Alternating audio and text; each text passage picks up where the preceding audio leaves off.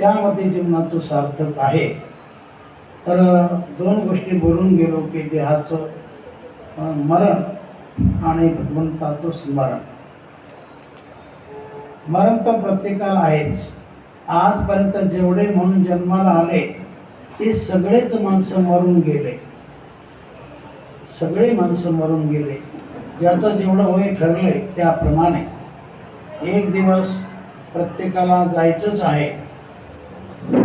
किती आपण प्रयत्न करा पण एक दिवस आपल्याला जावंच लागेल. आजपर्यंत आजा मेला पंदा मेला बाप मसना नेला. आजा मेला पंदा मेला बाप मसना नेला. देखत देखत नातू पंतू तोही तैसा झाला. उठा उठा जागा पाठी भयाले मोठे. उठा उठा जागा पाठी भयाले मोठे.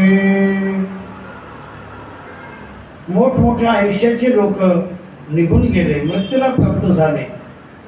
हिरण्यकश्यपाला फार आयुष्य होतं असं संतांनी वर्णन केलं. एक अर्बुद 60 कोटी देखा 30 लक्ष 10 सहस्र लेखा 709 समापा. तया हिरण्यकश्यपा काही झाले. अरे मना तू शोक करशी किती. अरे मना तू शोक करशी किती. नामदेव महाराज सांगतात किती मोठं आयुष्य होतं. किती आयुष्य. एक अर्बुद 60 कोटी देखा. एक अर्बुद म्हणजे 1 अब्ज वर्ष. पुन्हा 60 कोटी 30 लाख 10,000 700 9 महिने एवढं आयुष्य हिरण्यकश्यपाला होतं असं म्हणतात. तरी पण त्याचं समाधान झालं नाही. तो म्हणला मरणच नको मला, असं करा. ब्रह्मदेवाला सांगितलं. पण ब्रह्मदेव म्हटले मीच मरका. मीच मरका आहे. आयुष्य जरी फार असेल पण मला एक दिवस मरण आहे. मीच मरका तर तुला अमर कुठून करू.